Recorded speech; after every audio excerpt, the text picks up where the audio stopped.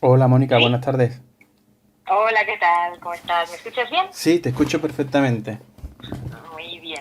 Pues aquí estamos, Pues para muchas atenderte. muchas gracias por tu tiempo. Oye, Nada. enhorabuena por el premio a Sorín y por la novela, que la he disfrutado muchísimo. Ay, qué bien, qué alegría. Pues mira, yo con esto ya mejor no me puede... Mejor cosa no me podrías haber dicho. Estoy Vamos, ya satisfecha. además que me ha hecho reflexionar mucho y ha sido un libro que de momento no se me va a olvidar porque me ha dejado ahí en la cabeza temas ahí dando vueltas que eso es lo que gusta a uno cuando lee. Sabes que me lo ha dicho más de un lector y más de un amigo que me lo han comentado esto, que como que se queda un poco rumiando, ¿no? Un Sí, sí, poco sí. las ideas. Sí, sí, sí. Digo, bueno, qué bien, qué bien. Pues a ver si conseguimos que le guste a mucha gente. Hombre, yo la recomendaría porque desde luego Mimbres tiene para que guste a la gente y bueno, y encuentre algo con lo que pensar, porque muchas veces hay libros que nos abandonamos a ellos para olvidarnos de todo, pero yo creo que este es bueno que con los temas que trata la gente recapacite sobre ellos y bueno, y le dé un poquito de vueltas para ver cómo va su vida. Qué bien, qué bien, qué bien. Ojalá. Oye, una novela que tiene un comienzo muy particular, ¿no? Del que se dará solución casi al final de ella, ¿no? ¿Cómo se te ocurrió empezar la novela así? Pues mira, me encanta, igual que los títulos, como disfruto mucho con los juegos de palabras y con las frases, los microcuentos y demás, y aforismos, yo quería empezar con una frase impactante. Entonces, no fue lo primero que escribí, esa primera frase, pero sí que yo tenía en la cabeza que quería que reflejara en solo una frase el sentimiento de culpabilidad que había acompañado a Gala toda la vida. Ujú. Entonces, porque además se extiende no solamente a lo que sentía por la muerte de su abuelo, sino a muchas otras facetas, ¿no? Al final eso se va propagando, ¿no?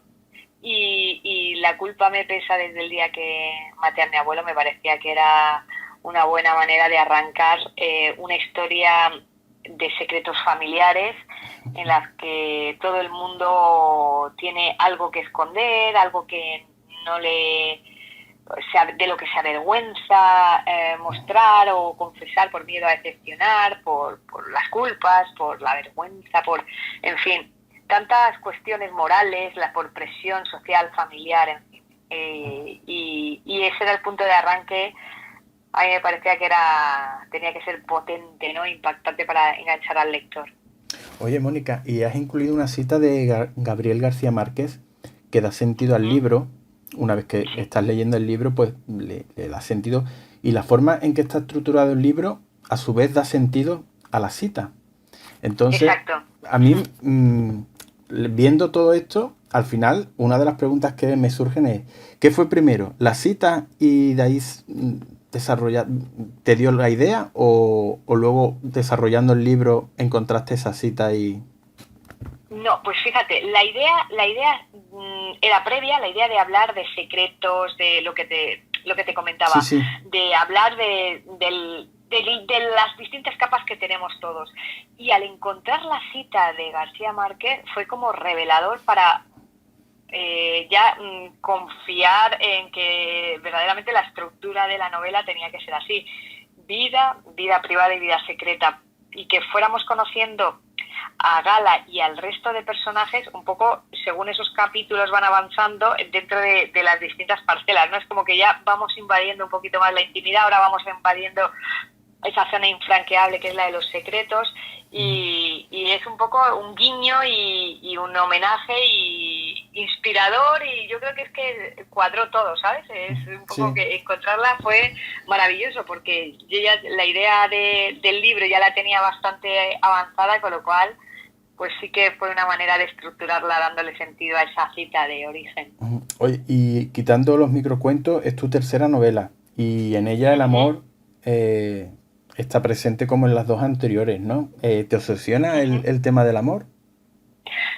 Yo no diría que es obsesión, sino que a mí me interesan mucho las cuestiones que nos afectan a todos. Ujú. Y el amor, pues es que si hay algo que nos vertebre a todos es cómo reaccionamos ante ciertos sentimientos que no son evitables, y como es el enamoramiento, el desenamoramiento, la frustración, el miedo, la culpa de la que hablábamos, la incertidumbre. Un poco la vida desnuda, si me preguntases de qué va, yo te diría, va de la vida. Porque recoge un poco la esencia de lo que es la vida, es a todas las situaciones que nos genera el día a día y que nos puede y que nos van provocando pues distintos estados de ánimo y distintas reacciones emocionales. Entonces no lo centraría solo en el amor entendido como el amor de pareja solo, que sí que está muy presente, por supuesto, sino como el amor en todos sus vertientes, porque en este caso que la novela es coral, claro, hay muchos tipos de... claro, los lazos familiares entre los propios coprotagonistas, y luego sus propias relaciones, que son con las que mantienen secretos o por las que mantienen secretos con otras personas, ¿no? Que está todo muy... Sí, porque, vamos... Bueno, pues como la realidad está todo muy avanzado. Pero esto me interesaba también mucho, y es... solemos tener miedo, solemos tener secretos porque tenemos miedo a la reacción de otras personas, ¿no? Ya puede ser tu pareja, tu familia, la presión social, lo que sea. Y a mí me interesaba mucho eso, el ser capaces de entender los secretos de los demás sin necesidad de juzgarles ni aceptarlo. Es decir, lo puedes compartir o no, tú lo harías o no lo harías, pero es una manera de empatizar con cada uno de los personajes. Y yo no quería que hubiese buenos ni malos, ni hechos moralmente reprobables o no, sino esto es la realidad. Cosas como las que pasan en la familia de Gala pasan en todas las familias. A lo mejor no exactamente igual, pero en todas las familias tiene un secreto, temas tabúes, bueno, ¿qué te voy a contar? Y a mí lo que me interesaba era ver cómo los va descubriendo en ese proceso, ¿no?, de catarsis, de cuando tienen esa reunión familiar y todo vuela por los aires, ¿no?, y empiezan a salir y quedan desnudos realmente, quedan con las vergüenzas al aire. Pues eso, un poco como que el lector en ese viaje que está teniendo Gala de descubrimiento de que su vida privada, porque ese entorno forma parte de su vida privada, en realidad está llena de secretos y de recovecos, pues que lo que a priori hubiese juzgado a lo mejor ahora no lo juzga, o es capaz de empatizar y de entender ciertas situaciones. No, eso me ha parecido a mí lo que me comentabas de que esta novela de que va pues de la vida misma. En algunos momentos pensaba, digo, bueno, esto es una tragicomedia. Digo, pero es que realmente la vida no deja de ser una tragicomedia.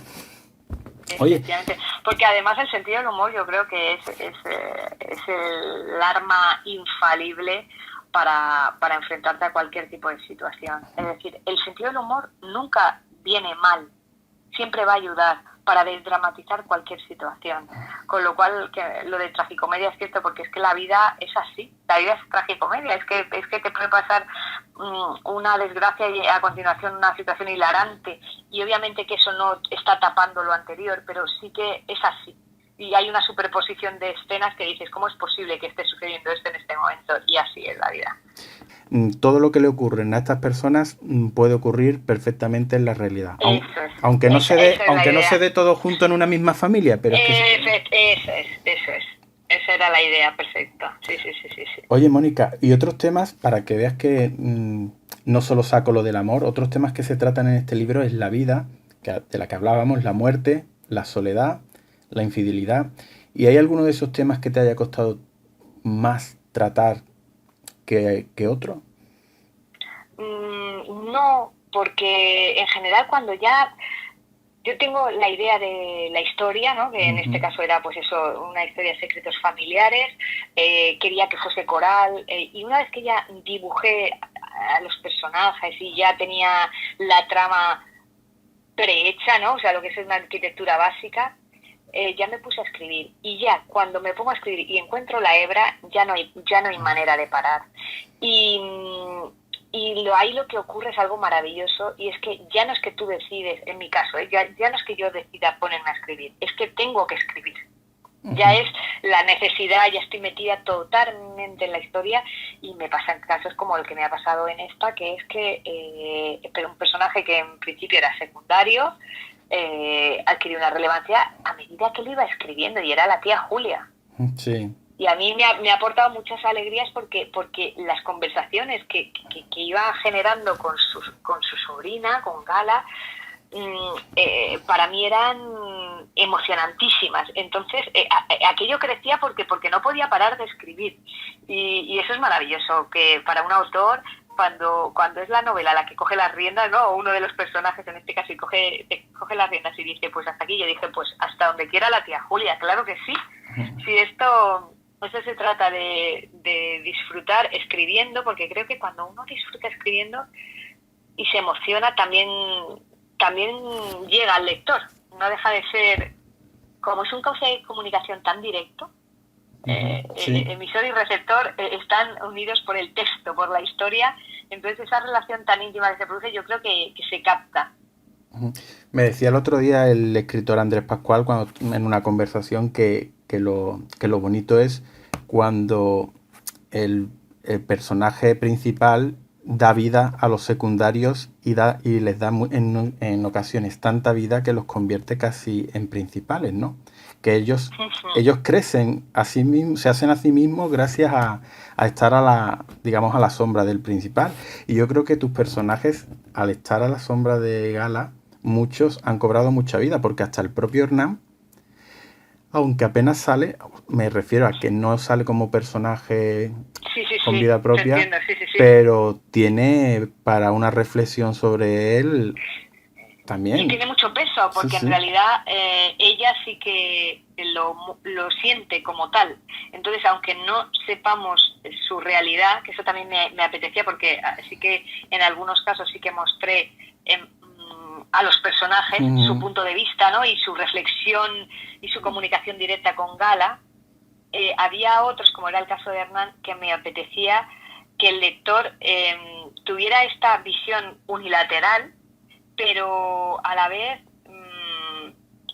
con la importancia de un coprotagonista. Quiero decir, es verdad que no es un personaje principal, pero sí que dentro de estos personajes satélites, ¿no? Y eso me parecía también muy interesante, porque al final también se acerca mucho a la realidad. Es decir, nosotros sentimos lo que sentimos y creemos lo que nos parece que es, pero no siempre eso responde a la realidad. La otra persona puede tener otra visión, y entonces el hecho de que el lector estuviese en ese sentido en igualdad de condiciones que Gala, es decir, que no sabía mucho más allá de sus propios sentimientos, que también tenía mucho lío, e incluso que no supiera nada de él, eso me parecía interesante, esa especie de incertidumbre, ¿no? Y de angustia que te puede provocar después de una ruptura, pues ese tiempo de duelo o de semiduelo en el que no hay contacto. Claro, es que para no tener voz, incluso yo me he parado y he dicho, bueno, pero vamos a ver, este hombre, si no deja de mandarle mensajes y no la olvida, ¿para qué se va, no? Claro, exacto. Los porqués, porque es verdad que hay veces que en la vida se hacen cosas que no tienen mucho sentido si las analizáramos de verdad, o que han tenido sentido en un tiempo y luego no, o que sí, o que tienen sentido aunque sean dolorosas. Claro. O aunque uno en algún momento pueda flaquear o se pueda llegar a arrepentir, o uno de los dos se pueda arrepentir, claro, porque cuando estamos hablando de relaciones de amor sentimentales, claro, ya son dos personas las que entran en juego ya, y ahí tienen que querer los dos y están los dos en el mismo momento. Entonces, a mí me gustaba la idea de que tuviese esa incertidumbre también flotando en el ambiente. Oye, y un poco no entender muy bien, porque muchas veces en el amor hay más incógnitas que certezas, ¿verdad? Y no sabe. Oye, más o menos me lo has comentado ya, pero ya es para confirmarlo. Entiendo que de todos los personajes el favorito tuyo es Julia. Me ha conquistado, sí. Es verdad que es extraño porque me parece que yo no puedo decir mi favorito es Julia, porque me da pena, ¿no? Es decir, hombre Gala, hombre tal. Pero sí que es cierto que la gran sorpresa y el gran, si dijéramos el personaje revelación, es la tía Julia, sí. Hombre, A mí me encantaría tener una charla con la tía Julia. yo, yo, Y eso que lo diga el autor, ¿verdad? Es que me encantaría conocerla. a mí no me importaría que me aconsejara, que ponerme en el papel de Gala y que ella fuera mi confesora. Lo que sí te iba a decir, a mí ha sido, digamos que uno de los personajes favoritos y luego digamos, los capítulos de conversación entre Gala y Julia me han encantado, ¿no? Lo que sí Ujú. es, te iba a preguntar, ¿nadie te ha dicho que Julia daría para una novela con ella de como Sí. protagonista y tú te lo has planteado? Pues fíjate que mira, me lo dijo hasta Juan Eslava Galán, que era uno de los miembros del jurado Sí. tuvo unas palabras muy, la verdad, maravillosas conmigo y, y me dijo pues que, bueno, pues que el personaje que estaba muy bien armado y que era, bueno, uno de los mejores personajes Mm. femeninos que había leído en los últimos tiempos, con lo cual a mí me emocionó muchísimo. Y a partir de ese momento, que fue el fallo del premio, sí que ha habido numerosas personas, lectores que me han dicho, es que la tía Julia merece un spin-off, ¿no? Que es eso un poco lo que tú me mencionabas, ¿no? Es sacarla de ahí pero no me lo había planteado, la verdad es que no me había planteado que hubiese una segunda parte y ahora mismo, si te soy sincera, estoy centrada en la promoción, porque como ha venido Sí. todo tan desde el 5 de marzo que se falló el premio, pues fíjate todo lo que ha venido, ¿no? Entre medias, un estado de alarma, el confinamiento, el libro no llegó ni a no llegó ni a imprenta, tenía que haber salido el 31 de marzo, al final ha salido en junio, el 9, o sea, fíjate, entonces ahora lo estoy disfrutando y estoy Ya. gozándolo mucho de esto, del contacto con los lectores y que me vayas diciendo. Y ni afirmo ni desmiento, ¿no? Que dicen, o sea, no sería capaz de contestarte porque realmente es que no lo sé. No me lo he planteado ni en serio ni en broma. Entonces, pues a lo mejor la próxima entrevista que me hagas, pues estamos hablando de la tía Julia o no. Te digo, pues Sí. mira, al final me encantó que quedase así y ya está, no lo sé. Lo que ocurre es que te has inventado una historia en unas pocas páginas de entre Julia y Romano que es fantástica, es grandiosa. A mí me ha gustado casi tanto más que la novela completa, vamos. Ya. Es que es un enamoramiento. Sí, sobre todo también, ¿sabes qué? Creo que es una sorpresa. Esa intrahistoria Mm, llega en un momento pero eso también era de manera deliberada, porque Gala nos esperaba. La tía Julia estaba ahí y nadie se había planteado estos temas que decimos, ¿no? Hay temas en los que no se habla en la familia. La tía Julia es una figura, una parte de la familia que vivía allí, que vive con su hermano y con su cuñada, ujú, y allí estaba desde hace años, había venido de la playa y estaba en Madrid y nadie se cuestionaba si tenía una vida anterior, si porque no había rehecho su vida o es que no tenía o nadie, o sea, es simplemente es como si las personas a veces nacieran ya con una situación y esa fuese perpetua. Y dices, bueno, habrá llegado a este punto de alguna manera. Y eso me gustaba la idea de que de repente el lector tuviera esa misma sensación que Gala. Y es que llega y de repente dice, uy, pero es que la tía Julia, y es como que cada vez los pelos más seguidos. sí, sí. Porque claro, es una sorpresa constante. Y además me ha encantado su filosofía, porque ella sabe que lo ha pasado mal, pero lo relativiza de tal manera que te entra hasta paz escuchando sus palabras. Oye, Pues sí, y dime. a mí me gusta mucho que cuando encuentro un personaje interesante o que tiene una historia interesante, su creadora, en este caso tú, me hables un poco de ella, ¿no? Que me describas con palabras cómo es Gala, quién es Gala.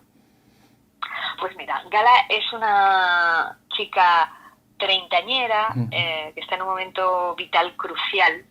Ella acaba de dejarlo hace unos meses con su chico, con Hernán, vive en Barcelona, su familia es de Madrid, una familia acomodada, su padre prestigioso cirujano, el hermano de Gala ha cogido el testigo, también es médico, y ella es, digamos, la rara avis dentro de ese núcleo familiar, porque es la artista de la familia.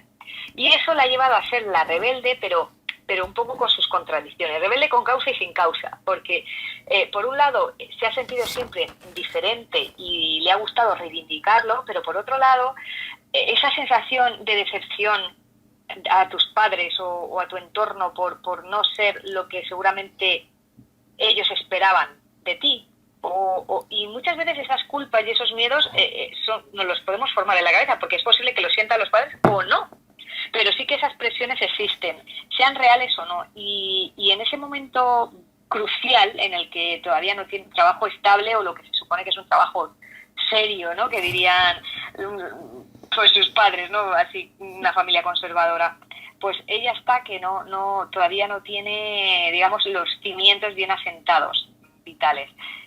Y en ese momento de desubicación generalizada, pues recibe la llamada de su hermano Mauro, y en 2 días todo ese caos que ella pensaba que tenía no va a ser nada al lado de todo lo que va a ir descubriendo, porque al final tendemos a mirarnos mucho al ombligo y a mirar y a creer que lo que vemos de los demás es lo que existe y ya está, y sobre todo cuando son tus familiares, porque te crees que lo que estás viendo ya les conoces mucho en profundidad, sí. Entonces que no va a haber ninguna capa interna que se te haya escapado.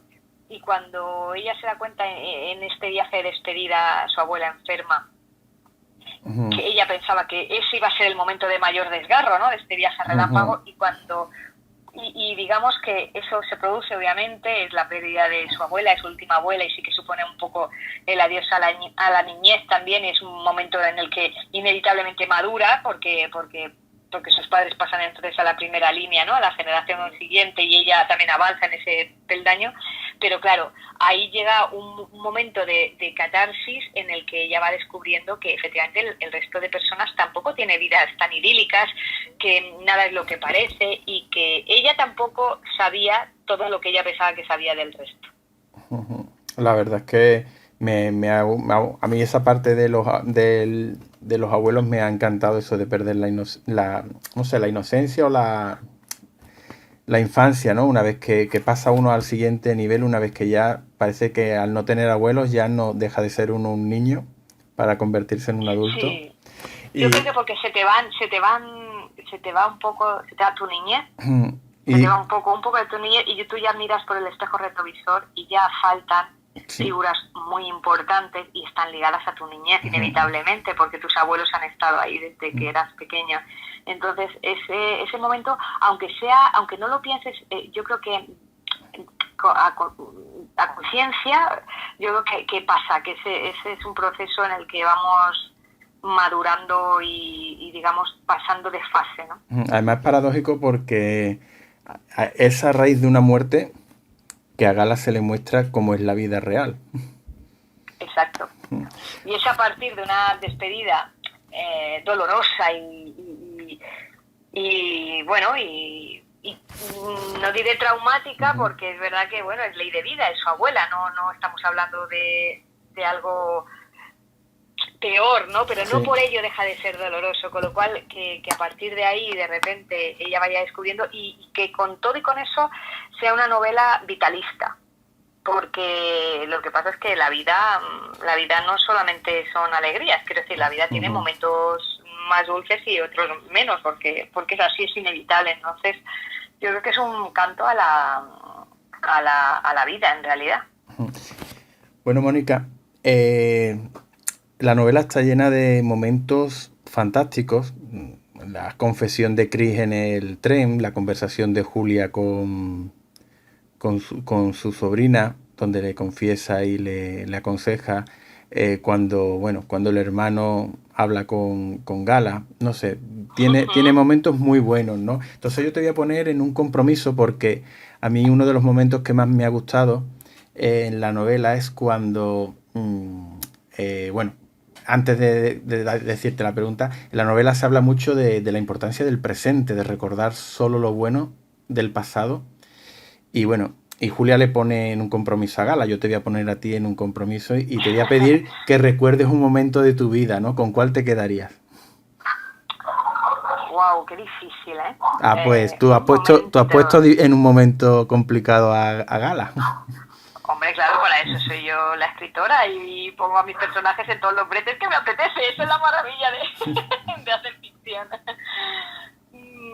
Bueno, seguramente yo me iría a la niñez, seguramente, una reunión familiar, alguna alguna Nochebuena, de las de primos, tíos, abuelos, todos reunidos y con mucha alegría, la verdad. Sí, muy bonito. Oye, y se me ha olvidado, las reflexiones que hay en el libro de Gala, los pensamientos, ¿son de Gala? ¿Son originados por la trama o son mucho de Mónica Carrillo? Oh, bueno, inevitablemente uno se va dejando parte de sí en todos los personajes que va escribiendo. Lo que pasa que no es, o sea, yo no trato de reflejar de reflejarme a mí misma en Gala, igual que no trato de reflejarme en la tía Julia o en Mauro. En este caso, como es coral, ha sido un reto todavía mayor, porque en las otras novelas, en La luz de Candela o en Olvidé decir te quiero, la protagonista era claramente una en femenino y todavía era más, digamos, o más predecible podría parecer la identificación, porque además me gusta escribir en primera persona para que precisamente el lector se meta en el pensamiento de la protagonista. Pero no, a mí lo que me interesa es precisamente que sea el lector el que reflexione a través de esas palabras, pero no pretendo. Otra cosa es que, como te decía, uno siempre se va dejando parte de... Pero más que... sí, reflexiones o es más bien tu prisma, porque al final yo lo que sí que me di cuenta es que yo me detengo en unos detalles y no en otros, y eso sí que forma parte de mí. Es decir, si yo te estoy describiendo una escena, una secuencia, y te estoy describiendo ciertas emociones y no ciertos paisajes, ahí estoy un poco llevando la atención hacia lo emocional, y en eso sí que creo que es de manera deliberada, y eso es un poco mi prisma, ¿no? Y mi manera de mirar un poco la vida, pero no pretendo llevar mis historias ahí porque me encanta y disfruto muchísimo ficcionando. Claro, ten en cuenta que con mi trabajo, en el que yo solo escribo sobre la actualidad y sobre lo que ocurre, la realidad, esto para mí es la liberación, y disfruto muchísimo inventando, claro. Pues vamos, te ha salido un invento fantástico. Te lo digo de corazón. Pues qué bien. No, y me encanta, ¿sabes? Que esa pregunta me encanta, porque en el fondo lo mejor que le pueden decir a un autor que ha escrito una novela de ficción es si es real. Porque, claro, dices, qué bien, porque es que lo que se pide es que la ficción sea verosímil. Y cuando se consigue, pues eso es maravilloso, porque has conseguido crear emoción y además que sea creíble. Y fíjate, en este tiempo del confinamiento, que estaba la novela confinada también, y a mí me ha tocado contar todos los fines de semana la realidad, es curioso que lo que yo estaba contando en el informativo parecía más ficción que lo que yo había novelado. Es curiosísimo. Yo sí que he tenido esa paradoja de decir, madre mía, seguramente si yo esta historia la hubiese querido llevar a la ficción antes de toda la experiencia que hemos vivido, seguramente alguien hubiera dicho, hombre, sí, pero es que esto no es creíble. Sí, todo un país confinado, medio mundo confinado, ¿sabes? Parecería ciencia ficción. Así que es muy curioso también este aprendizaje, esta cohabitación que han tenido la ficción, en mi caso, con la realidad a la vez, y wow, es todo un aprendizaje. Sí. Vamos, es una de las cosas que pensé, ¿no? Digo, no vamos a entrar en preguntas de en quién te has inspirado, porque no sé, prefería disfrutar de la novela y de inventarme yo, no sé, de dónde habían salido los personajes. Pero es por eso, porque cualquier historia de las que has contado podría ser perfectamente real, vamos. Sí, totalmente. Es que de hecho cualquier personaje que aparece en la novela podría estar en nuestro entorno cercano, en nuestra familia, en nuestro grupo de amigos, y si no es ahora, es dentro de un tiempo. Es que cualquier situación que aparece en la novela es totalmente verosímil, porque no hace más que contar situaciones que suceden a diario. Bueno, pues Mónica, ha sido un placer, un verdadero placer, sobre todo después de haber leído tu novela. Y te deseo mucha suerte, porque la verdad es que la novela la merece. Yo por lo menos la recomiendo, y voy a hablar mucho a la gente que conozco de la novela, porque no sé, me gusta todo lo que cuenta y me gustaría que la gente la leyera. Es de estas novelas que Ay, tú pues dices, ay, létela porque vas a reflexionar mucho y te va a vas... venir bien, te va a Sí. venir bien. Ay, pues muchas gracias. Yo te agradezco mucho la entrevista, que como tú sabes que yo estoy en un lado y en otro a veces. Te agradezco mucho el cariño y que me has transmitido y que de verdad se nota que, bueno, pues que has disfrutado leyéndola Hombre, y qué bien la charla, porque al final yo también lo disfruto mucho hablando de personajes de ficción como si existieran, ¿sabes? Es que es una sensación muy especial para mí. dicen que El poder... sí, dicen Dime, dime. que hay libros que se jugan por el número de posis que tienen puestos, ¿no? Y yo me gustaría que vieras el mío.